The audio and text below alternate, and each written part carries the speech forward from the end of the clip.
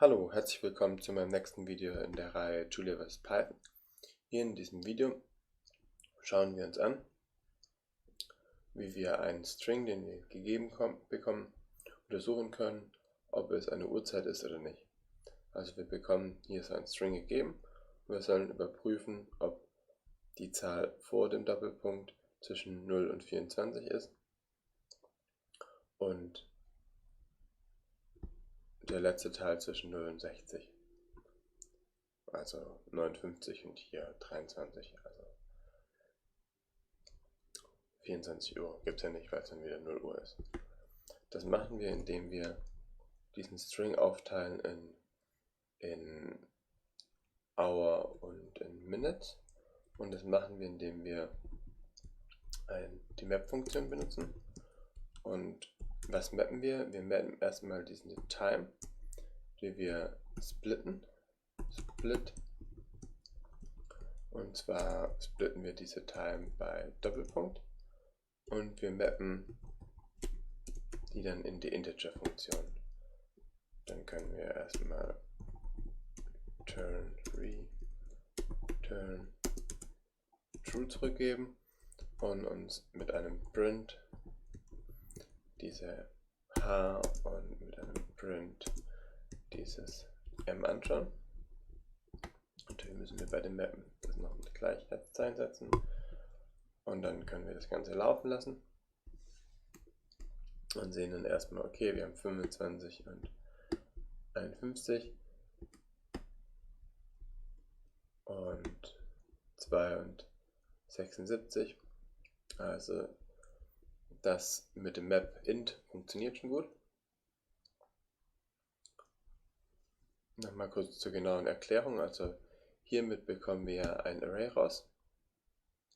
Und diesen Array, den geben wir quasi in diese Funktion int. Und dann bekommen wir zwei Werte raus, nämlich die Stunden in Integer und die Minuten in Integer. Und jetzt können wir einfach überprüfen, was muss gelten für die Stunden. Für die Stunden muss gelten, sie müssen größer gleich 0 sein und kleiner als 24. Und als nächstes muss noch gelten, dass die Minuten, die müssen wir größer gleich 0 sein und kleiner als 60. Und dann können wir das Ganze mal abgeben und haben damit dann diesen Test erfolgreich bestanden und können das Ganze abgeben. Als nächstes schauen wir uns das Ganze in der Programmiersprache Julia an. Da können wir auch dasselbe machen. Wir können einfach sagen split. Dann was wollen wir splitten? Die Time. Und wo wollen wir splitten? Bei dem Doppelpunkt. Und dann schauen wir uns das erstmal an mit der Show, ob das so funktioniert hat. Gehen wir mit mal einen True zurück, damit es auch läuft. Und dann sehen wir, okay, bei dem Split bekommen wir ein Substring mit Type String, genauso wie wir es haben wollen, und den können wir dann punktweise in die Funktion, also wir wollen jetzt zu int parsen, das heißt, wir müssen uns eine Funktion bauen, die parse int und x wollen wir zu int parsen, dann können wir uns das nochmal anschauen. Dann bekommen wir eben von diesem Output bekommen wir dann unsere Ints, also 25 und 51 hier für diese Uhrzeit, und das können wir auch dann wieder mit Stunde und Minute speichern. Das sollte auch funktionieren. Und dann können wir mit Schau mal die Stunde und die Minute ausgeben.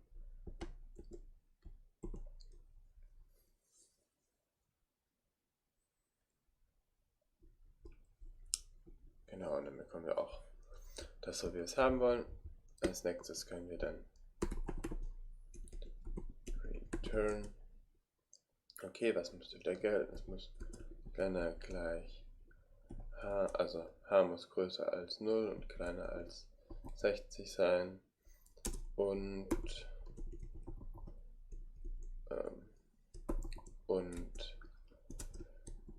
das muss auch für die Minuten gelten, die müssen größer 0 und kleiner als 60 sein. Die Stunden natürlich kleiner als 24. Und dann können wir das Ganze abgeben und sehen, okay, funktioniert einwandfrei. Und somit ist unser Test durchgelaufen. Das ist eine Möglichkeit. Eine andere Möglichkeit ist, das Ganze noch mit einem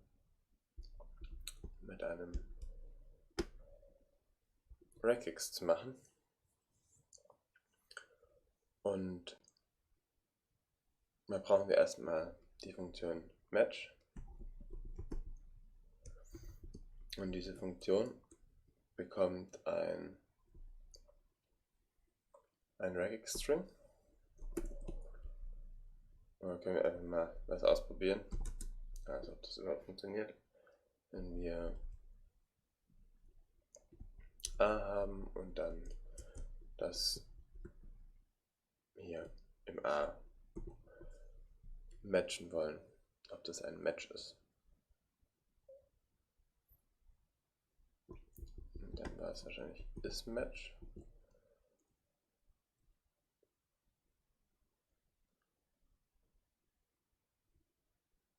Is match not defined. Müssen wir mal kurz gucken, was da die Fehlermeldung war. Vielleicht war es auch andersrum, dass man zuerst ein String und dann regex reingibt.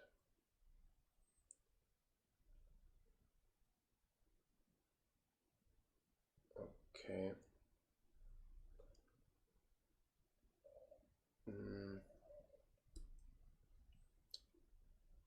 Dann müssen wir das kurz nachschauen.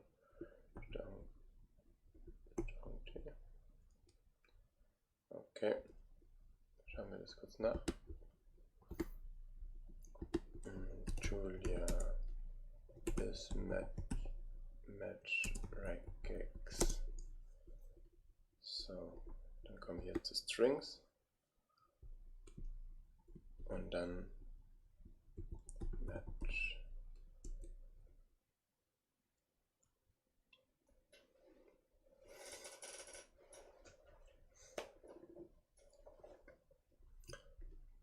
Mit occursin können wir das machen. Das ist wahrscheinlich die Funktion, die wir suchen.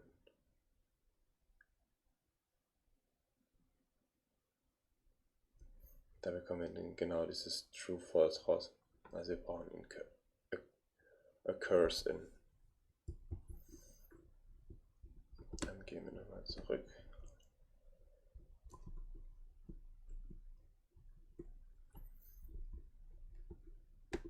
Und wir versuchen das Ganze nochmal mit unserem regex-String und unserem normalen String und gucken mal, ob das dann läuft. Okay, das läuft. Und jetzt als normalen String wollen wir eben diese Time. Und was wir haben wollen, ist, wir wollen irgendwas mit Doppelpunkt. Und am Anfang brauchen wir ein Zeichen. Und das dieses Zeichen soll zwischen 0 und 2 sein.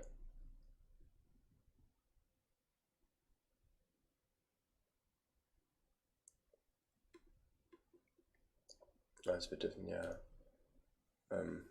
alle Uhrzeiten zwischen, sagen wir erstmal zwischen 0 und 1. Und dann brauchen wir noch einen, der zwischen 0 und 9 ist. Dann haben wir alle Uhrzeiten von 0 Uhr bis 19 Uhr. Und davon brauchen wir dann auch genau 1. Und dann brauchen wir ein Zeichen von 0 bis 6. Da brauchen wir auch wieder 1 und dann von 0 bis 9 brauchen wir auch wieder 1. Das ist eine Möglichkeit, wie wir eine valide Uhrzeit bekommen. Und eine andere Möglichkeit ist eben mit einem OR. Da sagen wir, okay, zwischen 0 und 2, genau, 1, aber dann darf die zweite Stelle, also